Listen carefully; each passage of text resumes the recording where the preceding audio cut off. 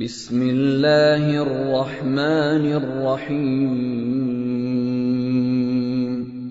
عبس وتولى ان جاءه الأعمى وما يدريك لعله يزكى أو يذكر فتنفعه الذكرى أما من استغنى فأنت له تصدى وما عليك ألا يزكى وأما من جاءك يسعى وهو يخشى فأنت عنه تلهى كلا إنها تذكرة فمن شاء ذكره في صحف مكرمة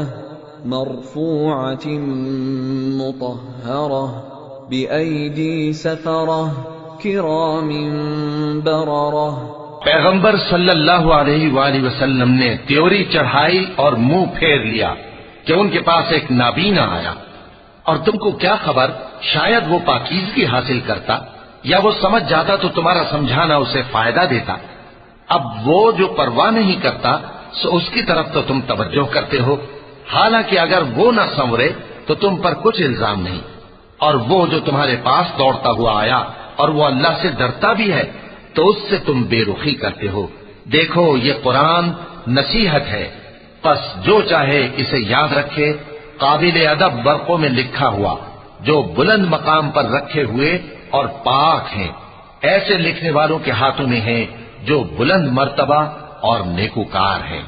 قتل الانسان ما اکفرہ من ای شیء خلقہ من نطفة خلقه فقدره ثم السبيل يسره ثم أماته فأقبره ثم إذا شاء أنشره كلا لما يقض ما أمره فلينظر الإنسان إلى طعامه أنا صببنا الماء صبا ثم شققنا الأرض شقا فأنبتنا فيها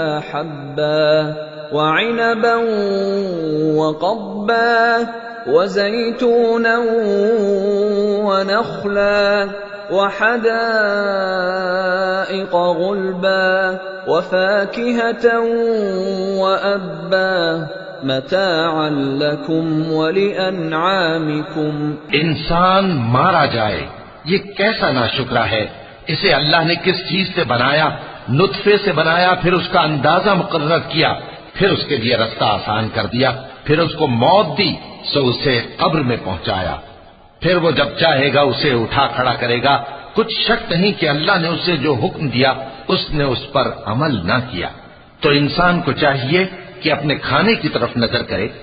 بے شک ہم ہی نے پانی برسایا، پھر ہم ہی نے زمین کو اچھی طرح پھاڑا، پھر ہم ہی نے اس میں اناج اگایا اور انگور اور ترکاری اور زیتون اور کھجوریں اور گھنے گھنے باغ اور میوے اور چارہ، یہ سب کچھ تمہارے اور تمہارے مویشیوں کے لیے بنایا۔